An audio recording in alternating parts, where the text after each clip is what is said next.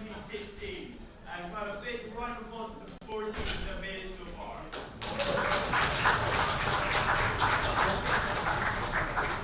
In opening government, we've got Belgrade A. In opening opposition, we've got Tel Aviv A. In closing government, we have Tel Aviv C. And in closing opposition, we have ELTE. Standing orders are exactly the same as previous rounds. You will be indicated the first and last kind of protected time by a noise from our timekeeper. So without any further ado, I'd like to welcome the Prime Minister to open the case for Government Day.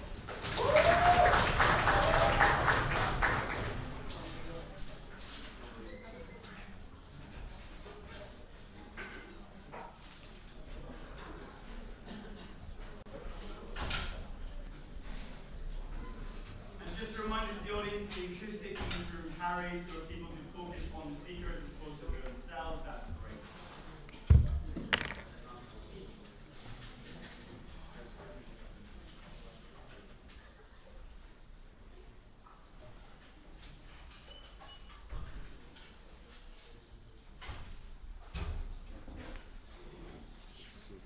Who am I speaking to? Just a second. Yeah, thank you.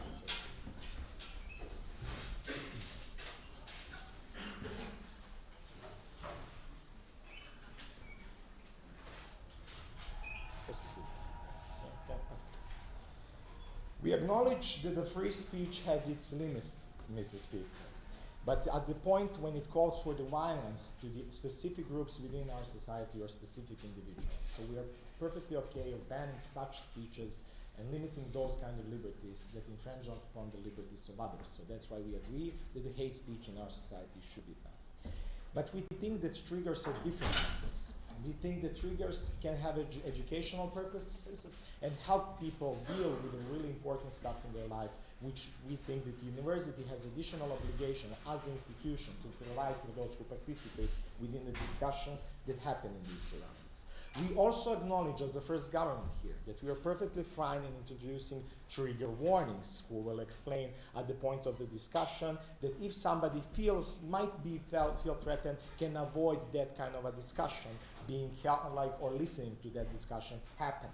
But we do not want to stop discussion which is happening in status quo, and this is a creating scenario in which university bans discussions because there are potential triggers within it and stopping anybody to actually participate within it. That's what the safe spaces are. Secondly, what safe spaces, what are the harms of the safe spaces? We think that safe spaces dictate and create narratives in which we perceive who are and what are disenfranchised groups, who are advanced specific people from speaking, who might having credibility on the issue to speak. We think it bans certain literature as well, being acknowledged or discussed within the university, and all the other popular culture outcomes that have potential damaging effect, triggering effect to the specific groups. That's harmful on several levels, Mr. Speaker, when it happens at the university. We first think it leads to the censorship of the staff that is working within the faculty, because it creates the narrative, this chilling effect of what might be triggering or not, because it's a really large gray zone. But secondly, it limits the freedom of speech to the extent that the university now at this point doesn't do its primary part, which is educating people and preparing them from tomorrow. We think this is a very large harm, because if you want to continue to believe that unis are there to create better society in terms of what they bring and who they bring out coming out of it. Why are unis so important as the institution and defer to so many other the institutions that might that have to do it? Firstly, we think that they do educational purposes, which means giving you a knowledge to deal with the stuff that you are being expected once you leave the university, which we think when you have safe spaces doesn't fulfill, it stops the university fulfilling this role to the highest extent. Secondly, it's there to clash the ideas that might be offendable to someone, and we agree, but we think that if you have safe spaces, this ability to clash ideas decreases to the extent it doesn't then fulfill these purposes. We think when when the ideas are not clash, they are bad ideas because they didn't pass the moment of scrutiny. It is in a similar way as we test motions within the debate. We are trying to let 8 people debate it to see what the outcome of that clash will be. We get a better idea at the end of it. Just motion for itself, it leaves a lot bigger space for interpretation that can be malfunctional and misused. Later on, thank you. Now, coming to the point, what happens when we ban some words being used in discourses and some ideas being clashed? We think that this harms us more not having them discussed. Firstly, we think when you ban words that are potentially triggering, we think that specifically because words are generally symbols. We associate words, objects, but also situations with these words. When you stop using them, they become more of mythological ones in terms that they have even bigger impact once they are induced on the people who are generally triggered with it.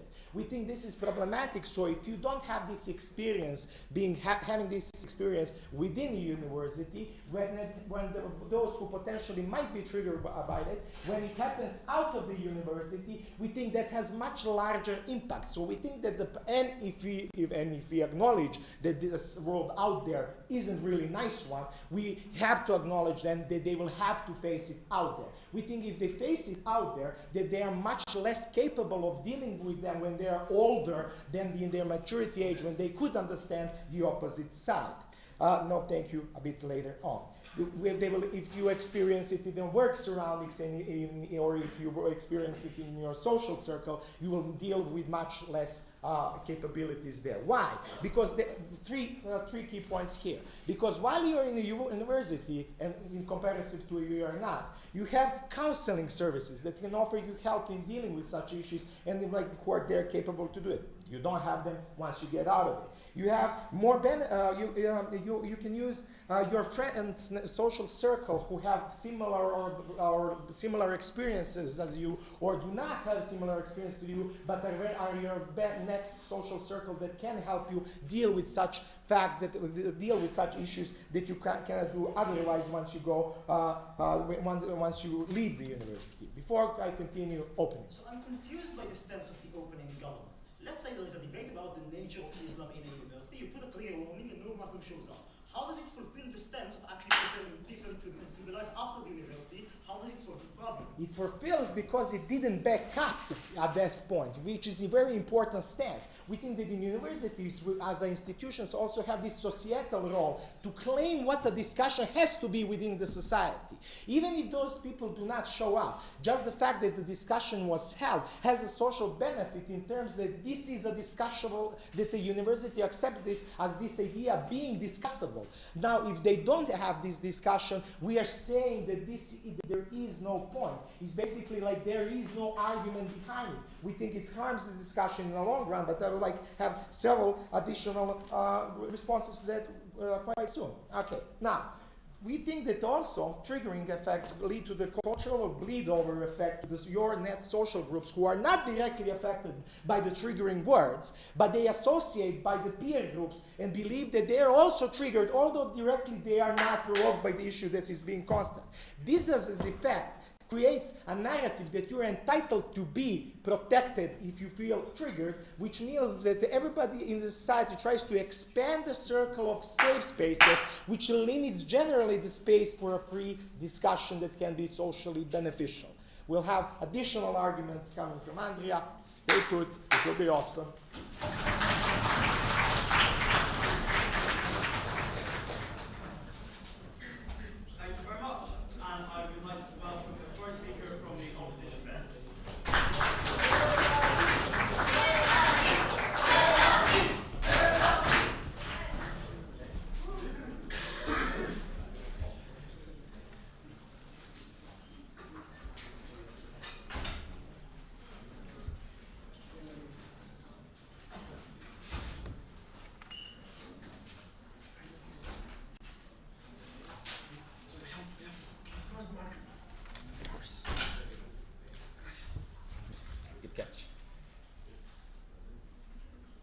Dear Pen, In opening opposition today, we firstly dispute the premise that the main function of academia and universities is to create discourse. We know we love to say that as debaters, but we say this is simply fallacious in seeing how universities operate. Most of what universities do is train people for real life, is train them in a variety of professions that have nothing to do with discourse, like medicine, like computer science, like chemistry. In all these places, you don't have the issue of safe spaces, you don't have the issue of triggering. We say it's more crucial that people are able to interact with the university to begin with, and we say that is more likely to happen on our side of the house. But secondly, we say that if discourse is what you achieve, we get that significantly better on our side of the house as well. So what I'm going to talk to you about is firstly why we believe that that without safe spaces there are a lot of students who are unable to interact with university at large and with discourse in the university specifically. Secondly, I'm going to talk to you about why this is an illegitimate harm of university to force students to interact with things that are triggering for them and that are harmful to them psychologically. Before that, a few extraneous points of rebuttal to what we heard from a previous speaker. First, we are honestly baffled by their stance in this debate.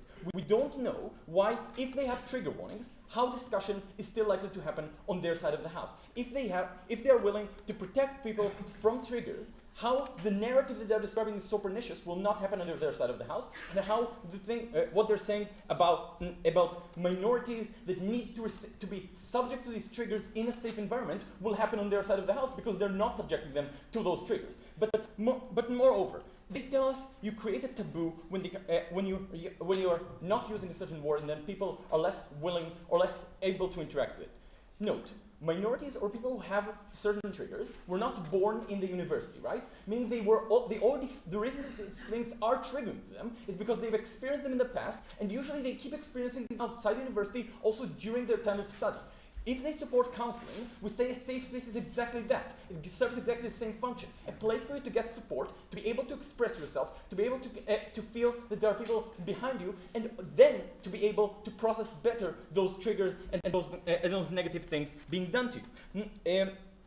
Just a second, and then they tell us, but there is no discourse within society. There is not enough discourse within society. Firstly, note again by their mechanism, we are honestly not sure what this discourse achieves because all the people that would be on safe space on our side of the house are simply not in that discussion. But moreover, discussion happens between universities. It happens in politics. It happens in journalism. We don't think that academia has that specific purpose. Let's talk about how we don't allow students to engage without safe spaces. Because there are a lot of populations within campuses that can be hurt by too much free speech. What do we mean? Let's take the example of minorities. Let's think of a Muslim student in the UK, coming from an immigrant background, coming from a situation in which he has been suffering discrimination. He has a crisis of identity by the very fact that he's going to university. Maybe his family is not very supportive of that choice. Maybe he's not, but generally he feels that he's now coming from a position of being a minority and is being looked down upon by people around him. Why isn't now let's think that the university wants to have a discussion, even if it gives him the trigger warning about whether Islam is a religion of war. Things like Dawkins and people like that often like to discuss. What then happens? First of all, there are posters of this around campus. This discourse within campus is about that issue. Note, even if he doesn't engage with that at all, and this isn't the subject of study, and this isn't something he cares about, he has to be exposed to this constantly on campus. What does this mean? This means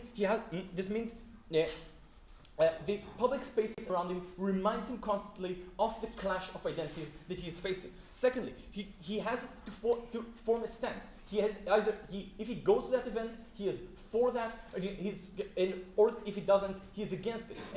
And a lot of pressure is being put on him specifically on that. He's being put on the spot. He feels that that people are looking at him differently because these events are taking place. And all these things, all of described now can happen to the same extent to, for example, a woman who had to undergo an abortion at a young age and now has to see discussions on whether abortion is murder, or we're talking about instances of sexual assault and many other things that can be very emotionally harmful to many individuals. We say they're simply less able to interact with that discussion, but it doesn't stop there. The fact that they don't take part in a specific event means they're likely to take less part in discussion on these issues as a whole, because they feel that they could be triggered, they feel that they could be discriminated against in those events. Why is this critical? Because first of all, if you want discourse, you also have to acknowledge that these people are the most relevant to that discourse because their opinion is more valuable. If you're talking about a certain minority group, that people from that minority group are the most important people you want to have their opinion heard within that discourse, and this happens less. Moreover, they're less willing to engage with university in general. Like less people are willing to come there. Less people are likely to have their family want them to go there. If we're talking about minorities in that society, so we're saying people are denied the option of of engaging with it and the social mobility that comes with that. Now, when people know that the university is a safe place for them, there's more likelihood of them going, there's more likelihood of them engaging in discussion. Because note also that discussion happens, right? Curriculum in classes creates a situation in which people are forced to challenge themselves. They challenge themselves less maybe than they would, than optimally they would, but we're saying that allows them more of an ability to change their opinion because they don't feel they're being attacked. Before I go on, closing. Is a university which treats a specific religious person's views on the LGBTQ community as illegitimate or welcoming space for that religious person? Okay. First of all, note, and this is great. We say that the fact that you have a safe space within a university doesn't discredit the fact that you have different universities with different safe spaces, and this is critical for discourse because we're able to, when you have different minorities whose identities clash with each other, it's better for them to be able. It's sometimes better for them to go to places that respect that identity, and also for people who don't have those triggers to be able to go to universities that includes people that doesn't have those safe spaces, which we also say is the likely scenario in certain campuses. So we're saying we have a more diversification and allowing you as a student to choose where you want to study.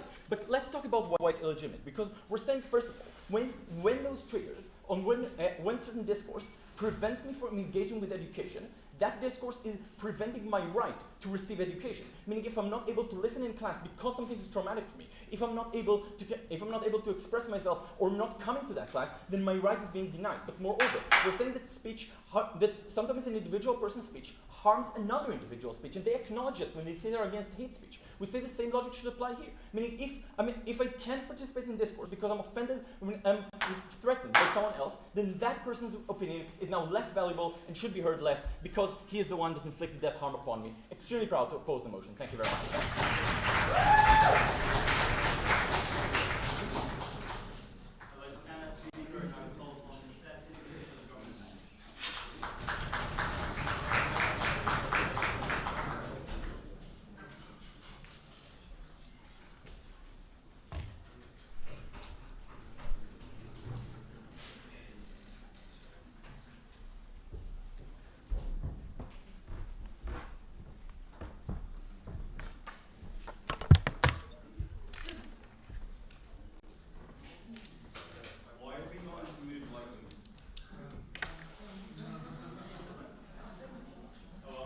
The room reacts to the ESL speakers.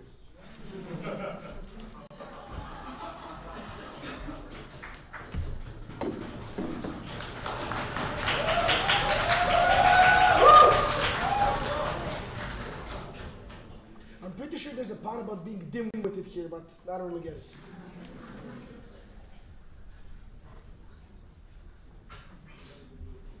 Before I begin my speech, ESL trigger warning. First point of refutation. Opening opposition tries to attack our model by telling us that trigger warnings are not the same as banning things. Well, if we have a trigger warning but not ban a specific discussion, some people might come, so more free speech at universities. Also, some people might support discussions that are occurring, so they might be antagonized if we ban them from voicing their concerns at universities. Most problematic. And lastly, some people that may experience certain difficulties if they go to these specific discussions may try and overcome their fears, but we're precluding them and not encouraging them to do it in the status quo. For instance, if we ban a discussion of feminism simply because there was a male person on the panel, it happened in Stanford last year. Second point, opening up tells us that universities are not there to promote free speech. We concede. Gina told you that universities are there to prepare you for later life, not necessarily to promote free speech. Lastly, on the point of a small religious person coming from a small religious community to a large university and wanting to be protected. If there exists a specific discussion, then like a panel discussion, that means that there exists a specific demand for that discussion. If we ban it, it's more likely for people who wanted to discuss about these specific things to double down on their values and continue to be prejudicial and stereotypical towards that specific minority. Also, we allow these people, if we have this discussion, for the person coming from Islam to West, to voice their concerns, to defend themselves, and to level out the playing field. Also, we tell you that the needs of the many outweigh the needs of the few, or the one. Why so? Because if we try to pamper to minorities, then majorities tend to get angry every single time that they're economically deprived. Case in point, Greece, etc., etc. But the last point Eyal makes is that certain minorities will be precluded to going to universities because they will not feel safe. And then he responds to the POI from closing Gov that certain universities has different safe spaces that can cater to their needs. This is a self-cannibalizing argument, which basically allows for these people to go to different universities, thus acquiring social mobility. Lastly, the clear distinction. Hate speech is directly vilifying and demonizing certain people based on their identity is something that they cannot change and their specific characteristics. And it also calls to violence. If I use the R word for like sexual harassment, it doesn't necessarily call to violence if I use it in an objective, like a tampon zone, and discuss it in an open panel. So firstly, what do universities actually do? One, the point is to grow a person's identity, to clash specific ideas, and to prepare them for later life in order for them to be able to participate in society, and moreover than that, to understand the society. Safe spaces, Mr. Speaker, specifically precludes this. How so? Because they isolate people and create these buffer rooms where they're less exposed. So once they leave, they're underprepared the first time they see Donald Trump on TV. So basically universities fail. Specifically because people spend a lot of time in universities, sleeping at college dorms, being at libraries, having sex in dorms. Whatever the hell they do, they're like 98% of a student's life is there or on a debate tournament. So if they're exposed there, they're uniquely they're uniquely poised to be protected by universities. Now why so? One, they have support groups. Two, they have psychiatrists. Three, they have a social structure of their friends and they don't have any malign intention to them. The point is to demystify these issues and to tell them that there exists such a thing as the banality of evil. Not to reify and mythologize these things to be afraid the second that they get mentioned in the society. But also, there's this idea that you are entitled to always be protected.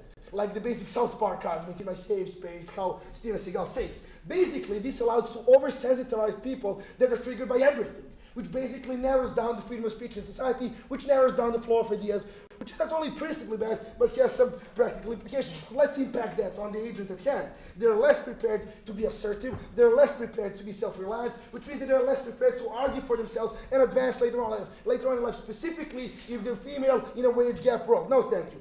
Two, it continuously expands and gets misused, which effectively leads to censorship, banning certain ideas, banning certain speakers, beating up Nigel Farage at Cambridge. This necessarily means that people, when they do not get exposed, create their own certain bubble within which they think the world works in one very specific fashion. Like take Debateland, for example. We think we're all liberal, we think we're all tolerant, we think we're all accepting, and then you go to America and get shot in the leg in Texas. It's not how it works. Basically, once you create this bubble, it's difficult for you to reach out and to engage with other people because you think that they're outliers. You think that they're not like the standard norm. And that's precisely what ill prepares you for life later on, what ill prepares you to accept that some people might not just like you for who you are without necessarily meeting you. Go, closing up. Just like you can't prepare for getting shot by shooting yourself in the foot just for practice, broader political reality will still exist. You have to empower people who are not empowered in the status quo for them to be able to engage with that political reality and change it for the better. The thing is that you're not empowering certain people, you're allowing them to misuse this tool in order to parade their own specific agency, to parade banning certain books and speakers, which is exactly what leads to less free speech. But collaterally, you do not always, people of your specific social group that haven't been impacted by a certain trigger might be impacted by a certain trigger because they hang out with you, which means that you expand the impact of harms of specific triggers on those people that haven't experienced these things, which means that even more and more people get oversensitized and you solidify what a trigger should be, not allow it to be changed, not allow it to be demystified, not allowing people to grow, specifically with words, speakers, and topics. Lastly, on a comparative level, you should allow people to clash their ideas and to figure out how to change them without outright banning them. It's the same thing like with free speech. If we ban things, like when do we ban things? We ban things when they have direct harm on a person's body. These things are an artificially created harm by people who think that over-pampering to certain specific groups can protect them, but it's really doing them like a in this favor. So curbing free speech to this matter is not only principally bad in Western liberal democracies, but also it reduces the net amount of discussion on these ideas, like banning certain books in 1940s and 1930s in Germany, like banning certain books in Yugoslavia during communism, like banning certain books currently in the ever-expanding Western liberal world, which doesn't allow for the idea that conservatism might be beneficial as well, and that you should clash these ideas. So the bottom line impact of this is that not only do you have less flows of ideas, but you critique certain schools of thought. So if I have a given thought which doesn't fit into the bubble with which people that are oversensitized and unprotected live in, then I get excluded. Then I start feeling bad for something that comes to my mind, and then I don't voice my concerns. That's how you breed extremism. And people who start hating on these specific vulnerable minorities because they feel that the society is taking something away from me and giving it to them without any warrant. That's how you create xenophobia, that's how you create racism, that's how you create sexism, that's how you create violence and exacerbate it at a far greater level than it need be. For all of these reasons, we beg you to vote opening up.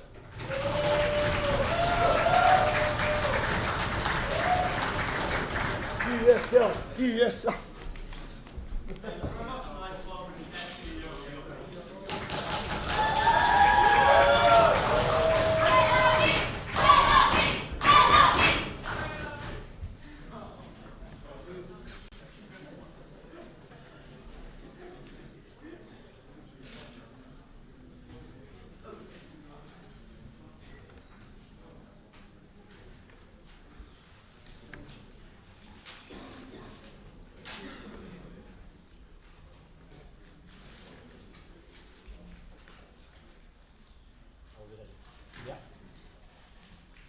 Points in my speech. Firstly, a comparative on where we get better discourse on ideas, and I will show you right under our side of the house. This is the criteria that opening government define as how they should view university and what its purpose. I'm going to show you that it's better suited when there are safe spaces. And secondly, why? Simply, this is not the only metric of this debate, but rather the accessibility of the university in the first place, not just as the place of ideas, but rather as a place of professional training. Let's start. All of the rebuttal is within the comparative. On open government, there are stance. I am curious on how they're actually solving the problem, but the stance that they take in this debate. All of the first argument about the fact that I'm going to mystify some words and that people are going to feel too entitled. If you are for fully supporting from the officials of the university trigger warnings, all of the slippery slope mechanisms of people feeling too entitled are going to happen under your side of the house as well. This is something you simply don't understand how is solved. Moreover, there is a weird assumption in their case that during your time in university, if you're a disenfranchised minority, this is the first time that you're going to hear about Donald Trump. This is insane, because what is likely to happen is that in most cases you're still going to be exposed to journalism, in most cases you're still likely to be exposed to the capacity to the real world. You're still likely to return to your family, and you're still likely to be under disenfranchisement your entire life. What we claim is simply that the university should be a shielding body to protect you for the time that you actually go through it. Moreover, right, the fact right now that they have specifically psychologists in universities and training, guess what? You have them outside as well. Psychologists are not unique to the campuses of universities. Note, moreover, I'm going to show you that more confrontation is actually likely, but on better grounds. Why is that the case? Here is actual thing which is likely to happen in this debate. Because the capacity of the safe space movement is to create it in the public spaces of the universities. It has no influence on the private spheres of what is happening within your own room. That means that if you have a Muslim partner to your room, you're still likely to sometimes get to the point in which you ask a question. Something which is denied if the Muslim partner is never actually going to appear in the university. This should be quite clear, right? But moreover, what is actually the differentiation? It is not a formal stance of the university in our side of the house, and that matters, because if you're someone that is genuinely afraid of seeing too many reminders that you are lesser than others because you see something that bothers you, as war on Islam, should we embark on it, you are actually forced, as said already in the first speech and was not responded to take a stance against it. Why does it matter? Because there are different associations within the university. So now, if it is something which is actually public and is going to be out in the open, because the university is not going to try and take a stance against it, you're just more likely to take a counter stance, which means that you're not going to feel comfortable to arrive in the discussion in the first place. And here, they're missing part of a crucial comparative in this debate as well. We simply don't accept the premise that all ideas matter the same. How do we know it? Because we don't even accept it while we're voting for parliament on things which are more important. How is that the case? Because this is why specifically we reserve seats for minorities minorities in order to make sure that they are going to have more of a capacity of influence. The same logic applies here. What do we mean by that? In order to get a proper discussion on Jews in the international sphere, or on actually the sexual, on rape culture, what you essentially need is women or minorities that are going to be willing to engage in the discussion in the first place. If you're going to make people afraid to do that, you're not going to get opinions which we value more. This is something generally say, but you get no interaction, specifically as a response to what we say, specifically regarding the idea of minorities like the LGBT. Here is an issue with the case that we get from opening government. They assume that all that is necessary in order for people to actually engage with one another is to place them in the same sphere. Here is a counter-example. There are settlers in the West Bank, and there are Palestinians in the West Bank. They're sharing a sphere, and they're seeing each other on a day-to-day basis. I don't think that these people are friends in the vast majority of cases. What we think that if you don't provide actual rules of how you should engage with others, and you should confront them on a proper level, you're not going to get the interactions that they want. Why does it matter? Because if they're going to run a point about a comparative on interactions of group, we're simply saying that they are not possible without creating the proper level that you need. They're going to happen in the rooms anyway. Closing, do you have something? Your extension, please. Yes. Shoot. Faster. Fast. Okay.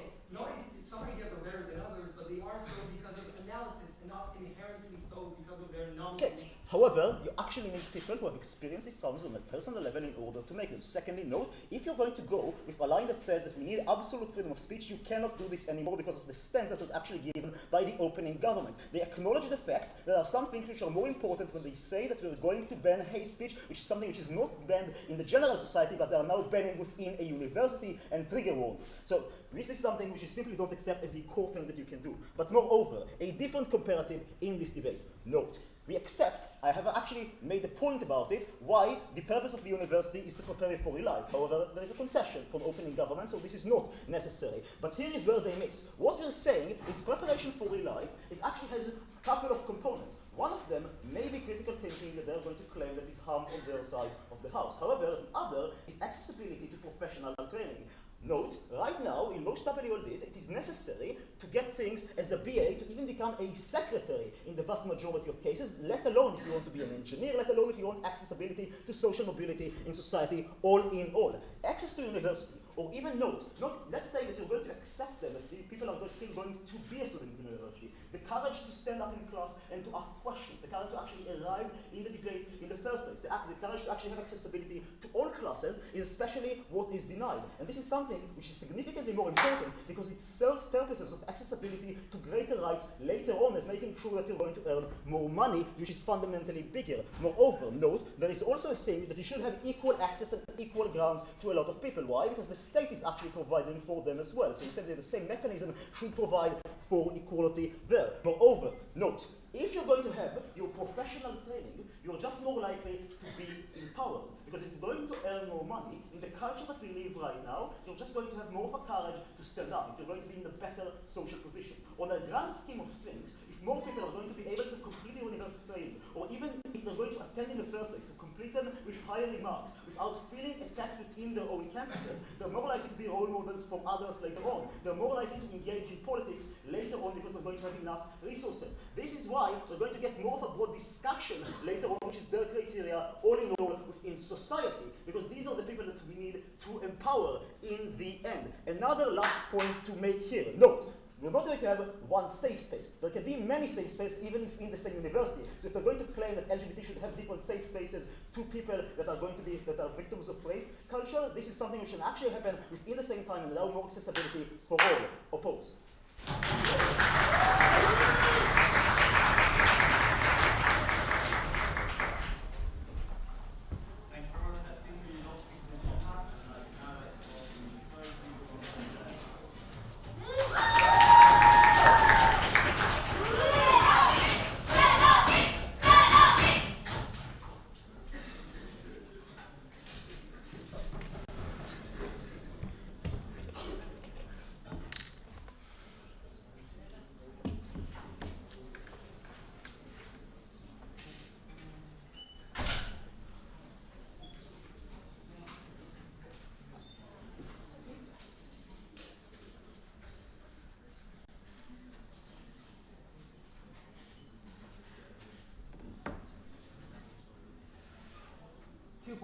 mention, firstly, why the safe space movement has made universities less accessible for people coming from certain backgrounds, and secondly, why this proposition does strengthen the extremist narratives that safe space movement seek to combat, and in the long term make the world a safer space, even though the university might be a safer place. So, firstly, a little bit of rebuttal. Firstly, on the mechanism, we get this idea that we have a hate speech and whatnot, and we think there are two specific mechanizations of the safe space movement as it exists in real life, because this is a regrets motion, which are particularly pernicious. One, the banning of speakers, not enabling speakers to speak, not just saying you're very wrong or protesting against them, but banning them from speaking. And secondly, no platforming, just not letting them speak by shouting at them and not letting them literally have a voice. We think those two things are distinctly different from taking a stance against them, and they stand in many cases which are not hate speech. Secondly, on this weird misconception of universities are professional training. Firstly, if universities are professional training, half this room is getting a very rotten deal. How do we know that universities are not professional training? First of all, they prioritize research over training all the time. They invest more money in research over training of undergraduates all the time. Secondly, they invest in advanced degrees, which are not directly related to professional training of most of the customers of the university all the time. Thirdly, please notice at the types of degrees that exist and the odds of employment for people with those degrees. The reason the Hebrew University, Tel Aviv, every university has comparative literature is not because we need a lot of comparative literary critics. It is because we think that this is an advancement of our discourse, an advancement of society, an advancement of society via knowledge. That's the purpose of the university. That's what we'll be analyzing for you in this debate. Okay, no thanks. So, moving on. Oh, and this idea that I now won't go to a university because it's an unsafe space. Please notice that idea is in tension with the fact that, as they mentioned, Trump exists in the world. The world is not a very safe space for me all the time. And we think that the people being protected by the safe space movement are strong enough to be in an unsafe space in university. No thanks, guys. So, no thanks, people, while we're at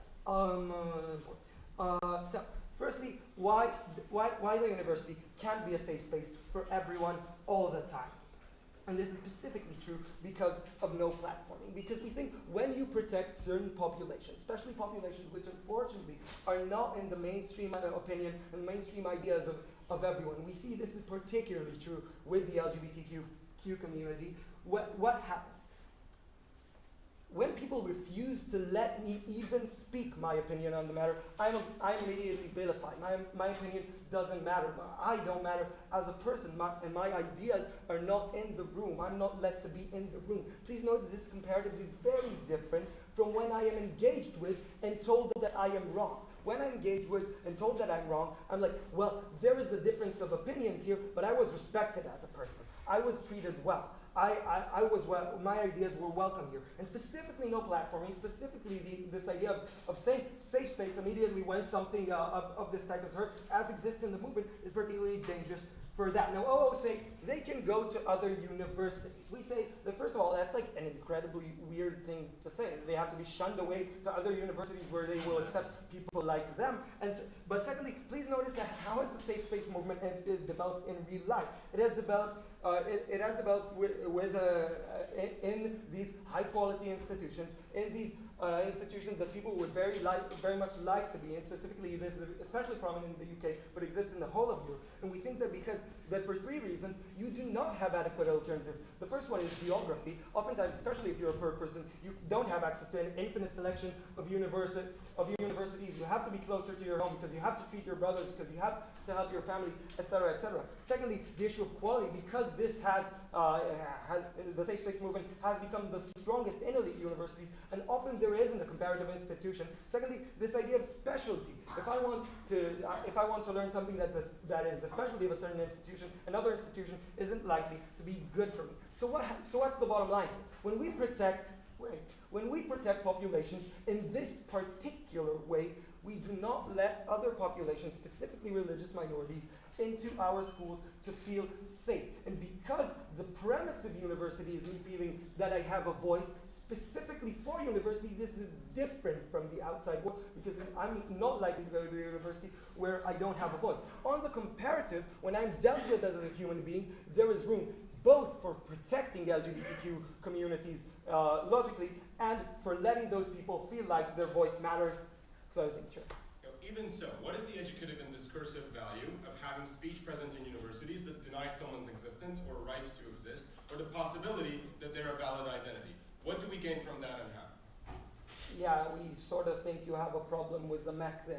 We think that the particular discourse that this puts out of the equation is the one that's extremely hurtful towards those communities and not necessarily ones that suggest any physical harm. We do realize that there is going to be a targeting of identity, but we think that particularly can be defended by argumentation. Second area of second important area of analysis. So, we say this is very dangerous for two reasons. One, it strengthens extremist narratives and drags them into the mainstream. Why is that? Firstly, because they can use the fact that they're being silenced and not being dealt with as a narrative. Secondly, because that narrative resonates particularly with larger communities because those sectors of society that need protection are ones that are not protected by the community at large. And so particularly this critique of academia becomes extremely effective because it resonates with society, which unfortunately many of which feel that same way. And the fact that academia is not stepping up to the plate is extremely dangerous. Second reason why this is extremely dangerous, we say, and we give this in a POI, the dogmatic thought is dangerous in and of itself. No opinion is true in and of itself. And when in a university, the basis for your founding of knowledge and perception of life as an adult, you are given this idea that some ideas are just inherently true without analysis, without explanation. We say that for some people attending universities, that could actually have the opposite outcome. That could actually lead to them protecting certain views of themselves that we think are bad for society and not being able to analyze them and thinking that having no analysis protecting their opinion is okay because it is just dogmatically true that the nationalism of England is important, or dogmatically true that immigrants are not a part of us, or dogmatically true that anything else. Opinions only matter when you put them on the table, analyze them, and cope with them. Those reasons beg to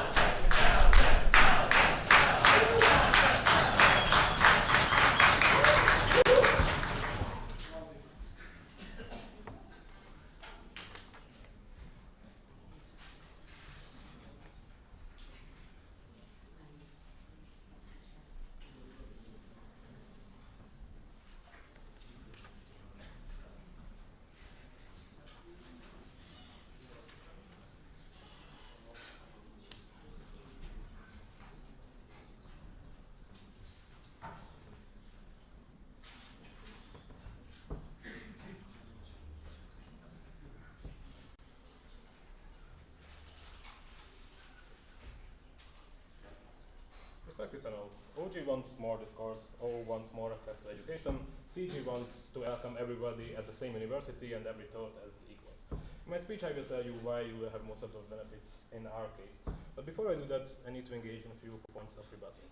So, clothing government tells us that basically the university is not for training seed they spend on research and all that stuff. In that sense, I want to question whether they believe that you will have better ideas and a more conductive environment for research when you feel that you are not welcome there for your identity, when you feel that you are excluded on a day-to-day basis, when you feel that the people around you and the institution itself that is supposed to help you does not recognize the trauma that you went through, does not recognize the oppressive history of your people. When you are in that environment day by day and you feel it every time you walk through the university gates, are you more conductive to provide or to conduct productive research or not? We believe that you are not. I will talk a bit more about that later. Secondly, they make this weird false dichotomy of basically not being able to say hurtful things, not being able to offend anyone in any way that I want at this specific venue, is somehow comparable to being attacked for my identity, my person, something that I cannot change, something that I cannot disregard. I cannot disregard my own history. I cannot disregard all the trauma that I've experienced in my life. And I cannot do anything about these things triggering and these things invoking strong psychological reactions from me. Opening government tells us that because students spend a lot of time at the university, they will be vulnerable in real life, and therefore we are actually hindering their cause. Now, I want to tell you that feminism has never been stronger than it is today. The LGBT community has never been stronger than it is today. We have never had more constructive discourse about mental health, about psychological trauma that we are having today. The reason why we can have this discourse is the safe space movement. So if opening government wants to have more discourse and more productive discourse, then they are clearly on side opposition in this debate. Even if you don't agree with their goals, even if you don't think that the limits of free speech should be where the safe space movement says that they should be, you must agree with their tactics. You must agree that the existence of the safe space movement is what allowed us to have these conversations, is what allowed the debating community to have discussions about gender romance. This is what allows to have productive discourse and move society forward. If OG wants more discussion or more discourse, they have that on our side of the house. Secondly, they have a problem when they want to compare absolute free speech, well, except for hate speech, and diverse, accessible discourse. We believe in team closing opposition that more free speech or quantitatively more ideas are not necessarily qualitatively better ideas. We believe that a more diverse discussion, a more accessible discussion, say an example, a discussion about Islam where you actually have Muslims in the room is a more productive discussion and can lead to better results that both OG and CG want in this debate. All right. So our main extension is going to be that safe spaces enable groups to galvanize ideas, to organize themselves, and to gain political power, to gain power to change society and the right. Okay. So basically, I want you to think of safe spaces as incubators. I want you to think about safe spaces as a space or a place that enables people to gather around, to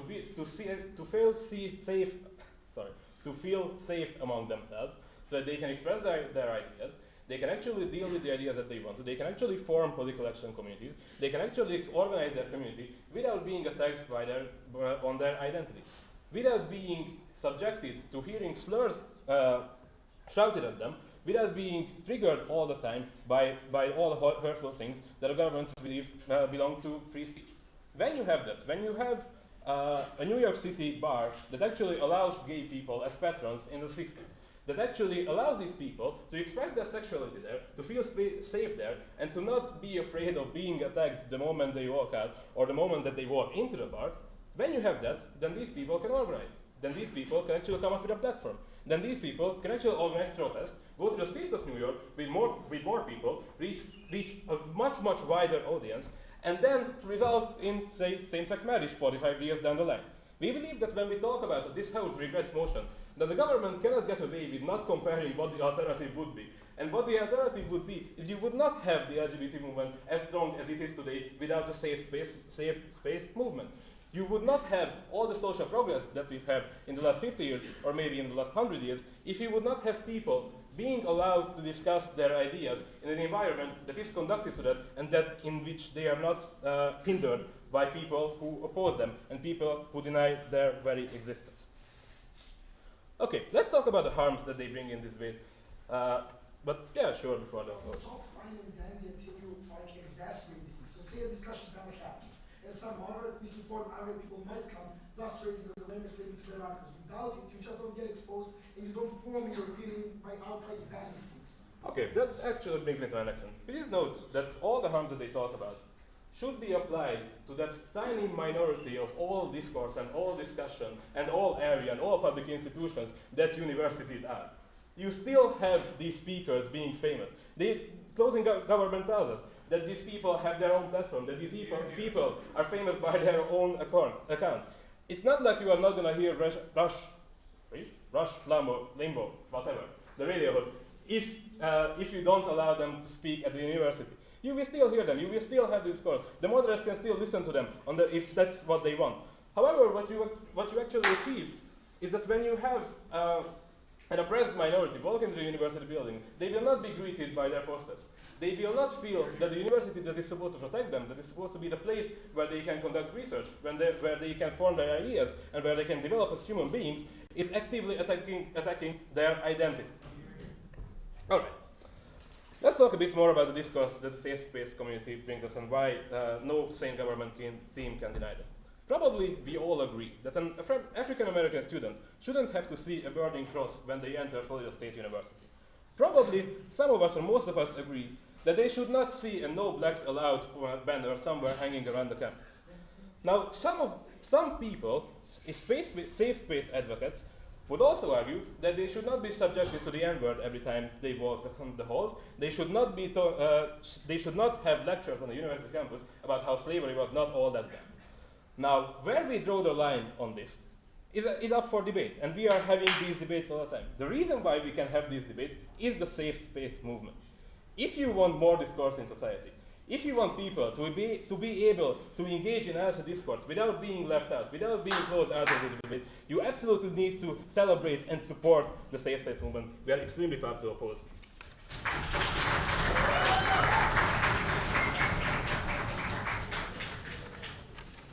I'd like to thank our speaker and call upon the remaining speakers for the closing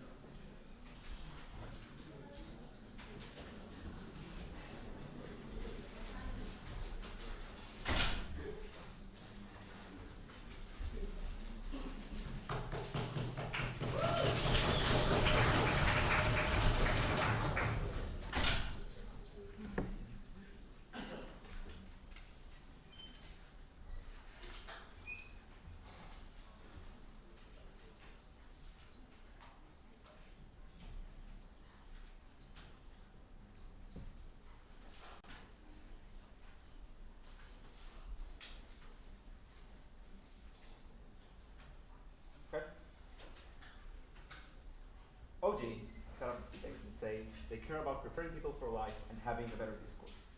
OO told them in response that you are going to exclude people from actually being a member of the university and actually being there, and you're going to harm discourse. Therefore, we're going to have two questions in my speech. Firstly, are you actually going to ban people from excluding there? On which side of the comparative you get worse discourse as a result of the exclusion you get on both sides?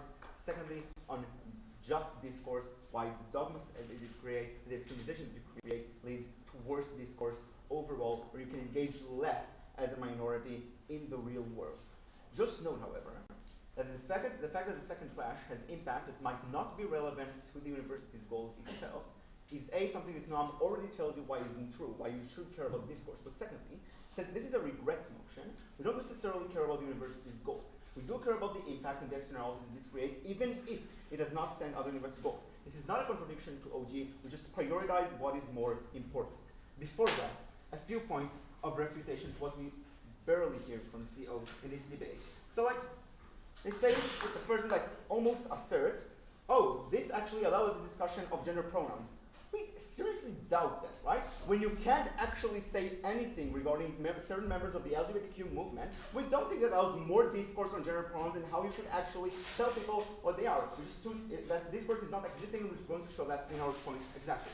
Then they tell us you need safe spaces to develop movement with an example that shows why it shouldn't be inside a university, right? Let's say that we accept their analysis that it can exist otherwise, like the gay movement, then we're not sure why it is there. Secondly, and more importantly, what we say is that in no part of their analysis we have any idea what safe spaces have to do with this. They just assert that people won't do it, they just assert that people won't actually have a discussion, won't actually evolve as a movement because of the lack of safe spaces. No connection to the motion whatsoever. They just depend on OO's analysis of people not being there, and they're just asserting the clash that is important in this debate as OO put it up. We're just going to show why it is wrong. And the second point about not being able to advance society, again, I don't know what it has to do with anything that is unquestioned debate, not just another impact once you prove it, as said in the debate.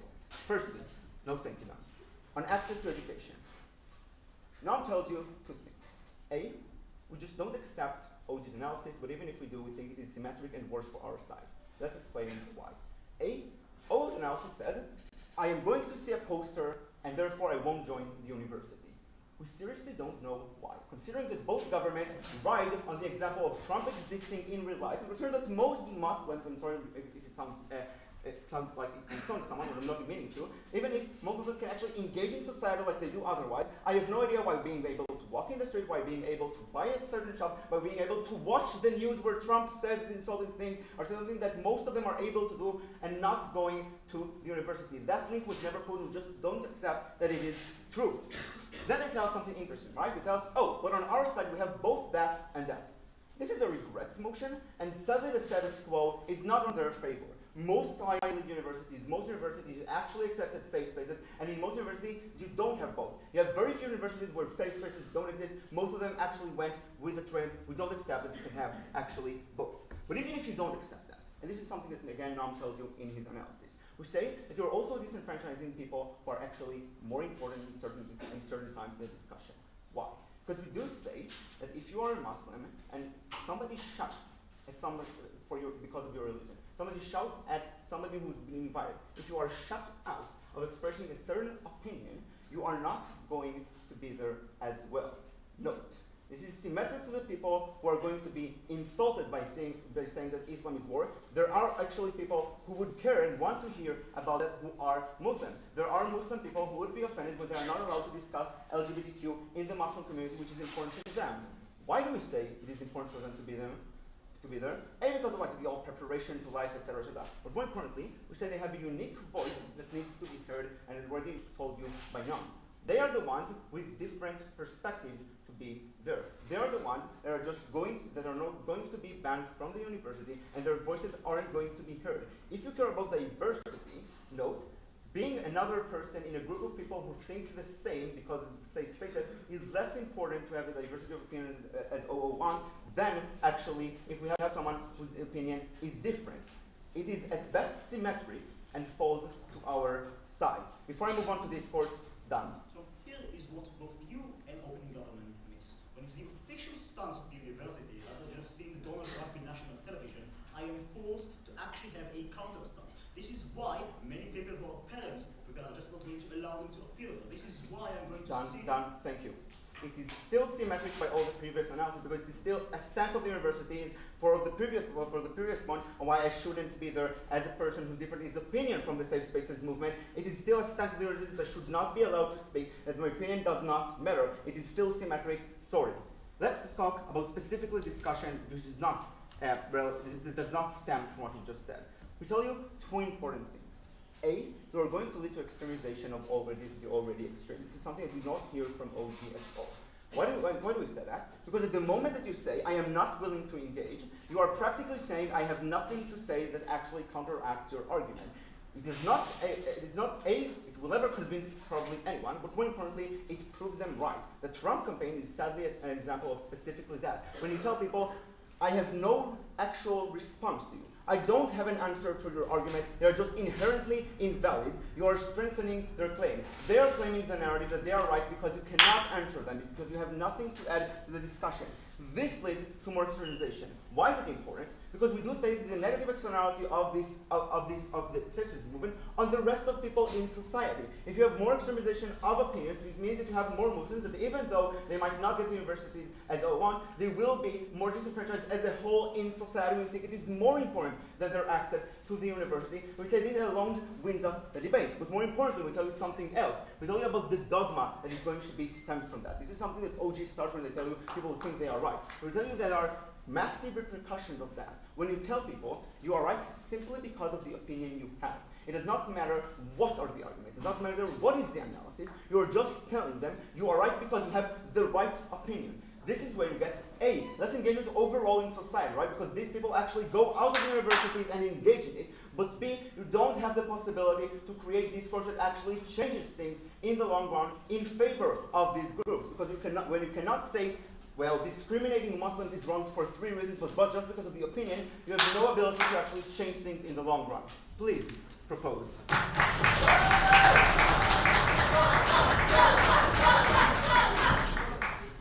Thanks very much. I'd like to welcome the remaining speaker to conclude the case of the opposition and the debate.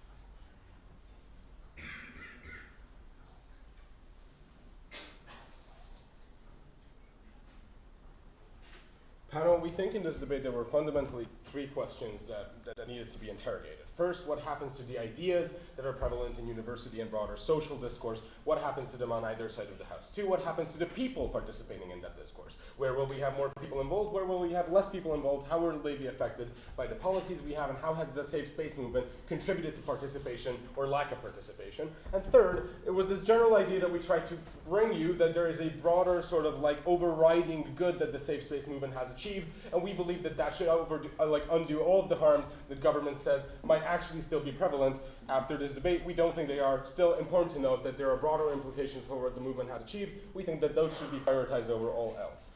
I'm going to rebut a couple of things first from the closing government, the previous speech, right?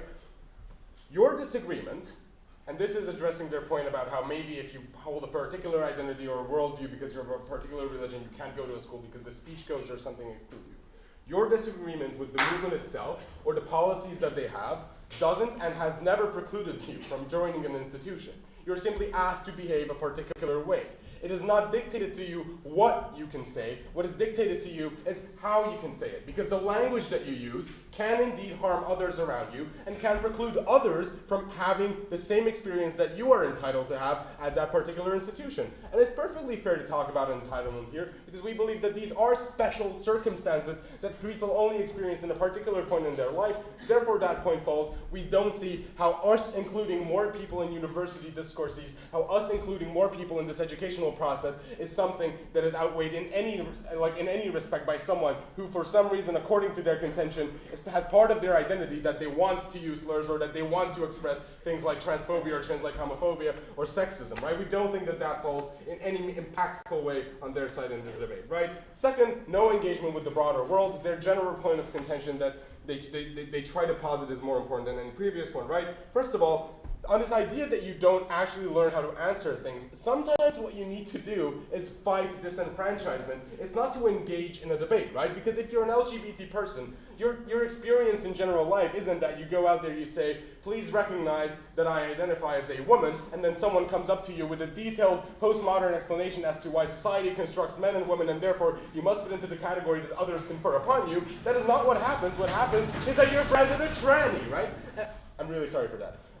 The reason I think that this is crucially important, right, is because the discourses that they say are crucial and lost on their side of the house are discourses that exist in 95% of social interactions outside of university. They're discourses that are extremely pernicious in real life, and in order for us to be able to undo the kinds of interactions that happen that are indeed harmful to at least one party involved, but to broader society in general, right? We think that to undo those harms, you need the concentrated political power that you gain when these communities are shielded in university, the best possible venue for them to form political opinions, ideologies, and to build movements and to organize, right? Great. I also think that it's important to point out a couple of like misunderstandings that seem to be apparent from the GovWeb speech, right? They say that, and I quote, "You can't say certain things about about members of the LGBT community," right? Very well. Like, we don't care if that is like something that the safe space movement has achieved. We think it's good that you can't now say that you as a person, not the stance you're taking, not the goals you pursue, but you as a person somehow are illegitimate. We welcome if that's undone, right? And so why is university so important? Why does it need to be the safe space that helps political and social activism? Because university-educated people have the most political power. That's where they meet each other. That's where they form their life goals and their political ideologies. That's why universities need to be prioritized. That's why we welcome that the safe space movement has enabled more people to use that platform to advance their goals, to advance their communities, to achieve more enfranchisement for themselves, right? So, we think that that has broadly dealt with what kinds of speech actually happen. We think that that broadly dealt with like what kinds of interaction happen, right? So we have to then look into how you incubate political progress in these spheres. And it's important to acknowledge that formerly unacknowledged concerns have been brought to light, specifically because the people who can bring them to light now have a voice. They've been enabled to have a voice. They've been enabled to have a forum where they can express themselves, protected from abuse, protected from things that they think are abuse, but others might not think they're abuse, right? And that prerogative, that you allow people to define for themselves what they think is abusive and what they think is not, right? That is something that is a completely new phenomenon. It has reshaped how university discourses work. We think it included way more people, and in fact, it has introduced a broader diversity of ideas to university discourses. We're perfectly willing to say that, for instance, is Trump right when he says Muslims are horrible speech or panel or something is not productive discourse. It's not something that actually contributes to those people being educated in any way, to their concerns being raised, no thank you, to some kind of debate, like broader social debate being added in to the mix. We don't think that that happens, right? We think what is important though is when you don't have that and when you can concentrate the same amount of time, the same amount of attention, the same amount of care on other things, you give the time and ability to these marginalized communities who are indeed disenfranchised and therefore should be prioritized in any debate about social justice, right? To develop their capacities to counteract oppression in the broader world. University is a great forum for this. We think that for those reasons, it's entirely legitimate to, to have the kinds of debate on our side that we would prefer opening. Go ahead. Member of the opposition tells us that these speakers and ideas still exist outside, but if they are vilified in the status quo, then they are not consumed specifically by modern students who haven't had the chance to be engaged with it. Yeah, thank you. I get it. Thank you. Right? If they're vile, it's okay to vilify them. If they speak vile things and dehumanize others, it's okay not to engage with them. And the language specifically that they use to vilify others in the previous not status quo, but whatever came before it, the status quo. Thank you. Look at my words, right? So getting to scrutiny of ideas, right? They say that there's no scrutiny if it doesn't mention. We say there's also no scrutiny if the subjects or stakeholders of a given debate are put in a corner or excluded in the first place, right? And this is what happens if you don't have the kinds of, the kinds of interactions that the safe space movement has enabled. When Lamine tells you that this is actually something that has happened up to this point in the past 10, 15, 20 years or whatever, right? We do say that this is something that we see the achievements of. We do see that these debates have been enabled, that we do see that the reason we even have a broader social discussion about gender, the reason we have a broader social discussion about whether or not certain identities deserve more or less recognition is because we've had this movement. It should be welcomed that the false choice between free speech and accessible discourse has been exposed for the lie that it is, and it should be celebrated that the most capable torchbearers of social progress are now enabled to fight for their rights. We beg you to oppose this motion.